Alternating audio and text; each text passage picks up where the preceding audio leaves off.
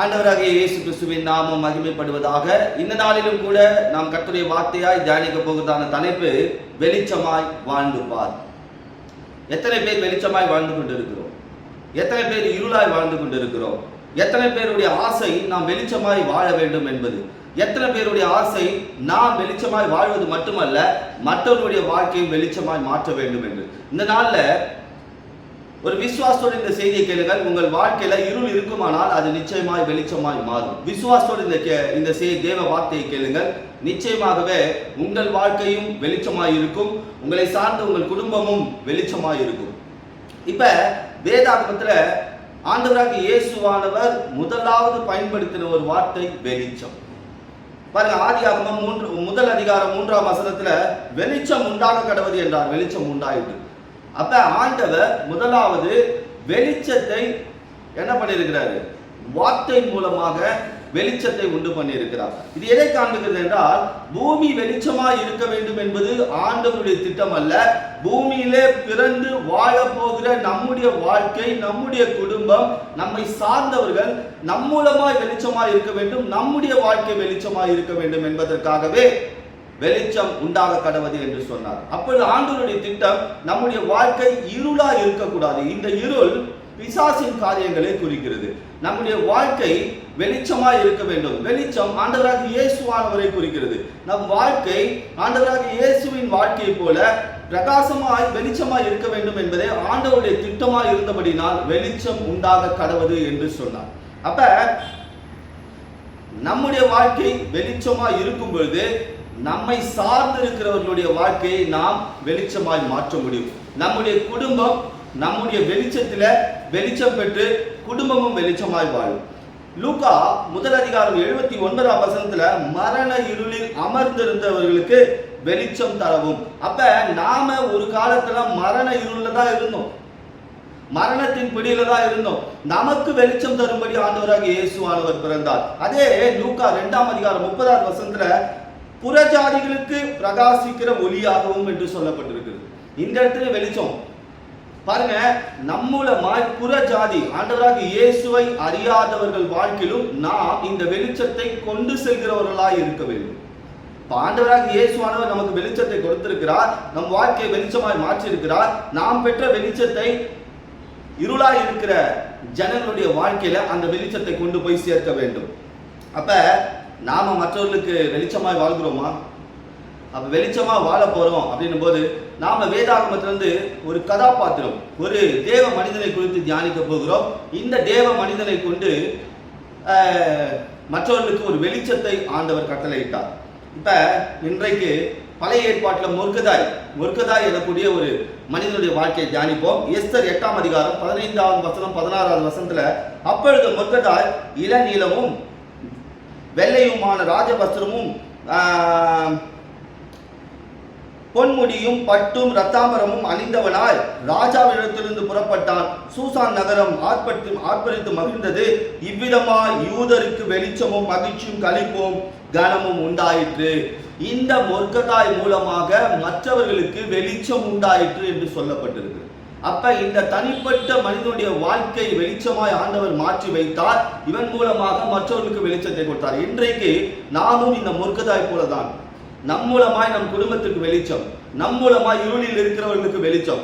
இந்த மொர்கதாய் என்றால் சிறிய சொல்லலாம், அப்புறம் சின்ன மனுஷன் சொல்லலாம். இந்த மொர்கதாய்க்கு அர்த்தம் என்ன?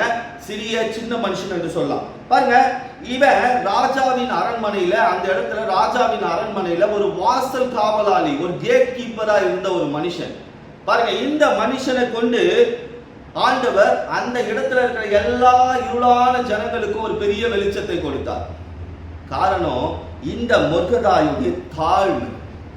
இந்த தாழ்மை, சிறிய மனிதன், அவன் எந்த இடத்துலயும் தன்னை பெரிய மனிதனை காண்பித்துக் கொள்வதில்லை, சிறிய மனிதன். அப்ப இந்த தாழ்மையான ஒரு வாழ்க்கை, இந்த தாழ்மையான ஒரு வாழ்க்கை நம்முடைய வாழ்க்கை மட்டுமல்ல, நம்மை சார்ந்திருக்கிறவருடைய வாழ்க்கையையும் வெளிச்சமாய் மாற்றிவிடும். ஏனெனில் இந்த தாழ்மை உயர்த்தும் என்று வேதம் சொல்லுகிறது. உதாரணத்துக்கு சொல்றேன் பாருங்க, ஒரு பெரிய ஆலமரம் இருக்கு, பக்கத்துல ஒரு சின்ன கொய்யா மரம் இருக்கு. ஒரு பெருங்காற்று அடிக்குது, அடித்த உடனே என்ன ஆயிடுது?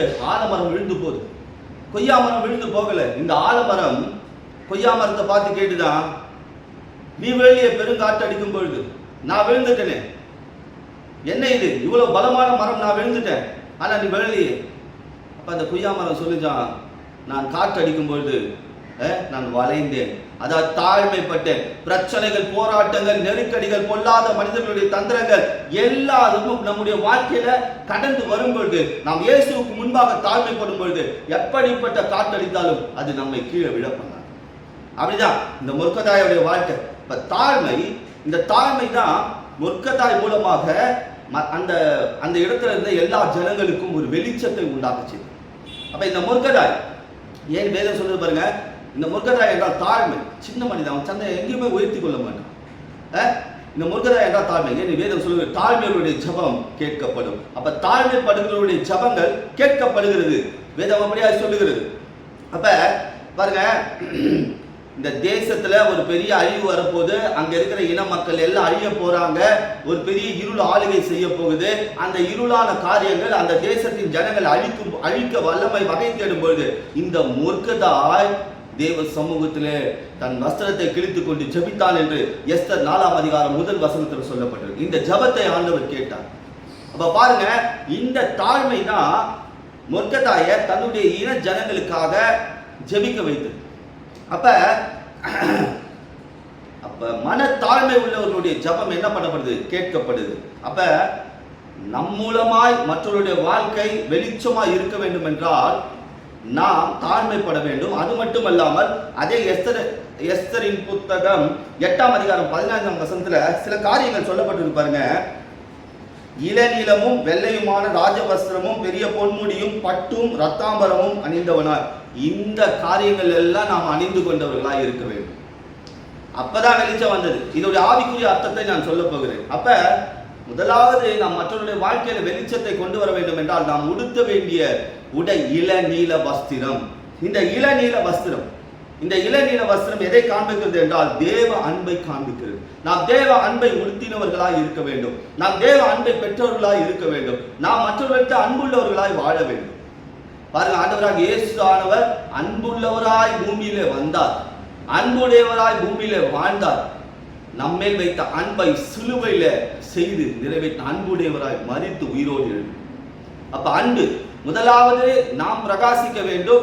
நம்மை கொண்டு நம் குடும்பம், நம்முடைய சந்ததிகள், நம்மை சார்ந்தவர்கள் பிரகாசிக்க வேண்டும் என்றால் நமக்கு தேவை அன்பு.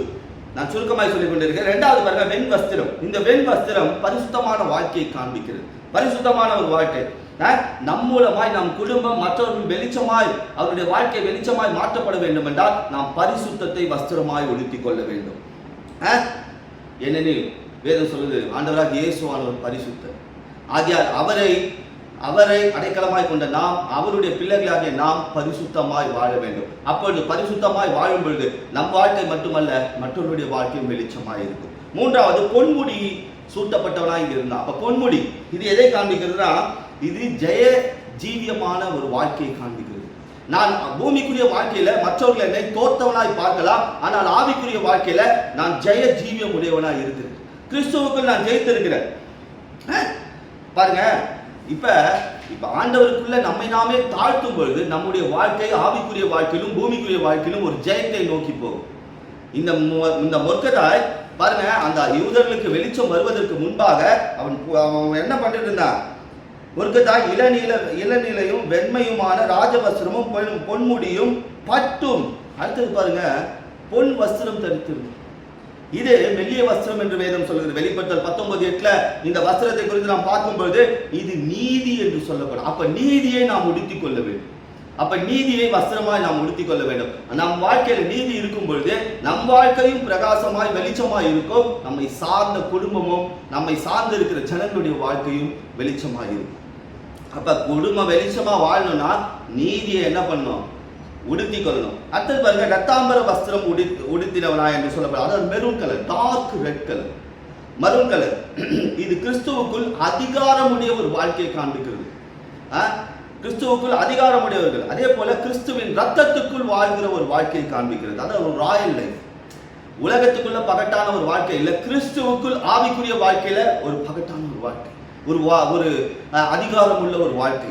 அப்ப சாதாரண வாசற்படியில காவலாளியாய் இருந்த இந்த மொர்க்கதாய் அந்த ஒரு சாதாரண மனிதனை கொண்டு அங்க இருக்கிற ஜனங்களுடைய அழிவை மாற்றி அவர்களுடைய வாழ்க்கையில் இருக்கிற இருளை போக்கி மற்றவருடைய வாழ்க்கையை பிரகாசமாய் ஆண்டவர் மாற்றினார். அதற்கு காரணம் தாழ்மை.